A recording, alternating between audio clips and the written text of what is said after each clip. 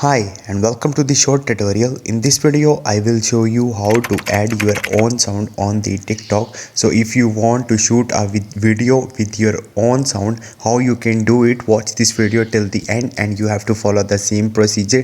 And if this video really helps you out, do subscribe to my channel. So first of all, you have to open your TikTok mobile application and you have to click on this plus icon in the main menu. Once you will click on it, now camera is open. So from top you have to click on the add sound.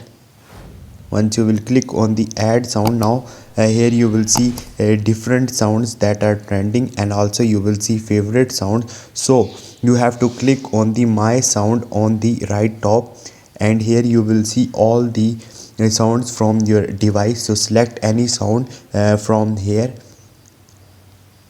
and shoot a video with it. So this is the procedure to add your own sound on the TikTok. Hope this video will helpful for you. If you have any question, you can ask me in the comment section, and don't forget to subscribe my channel. Thank you.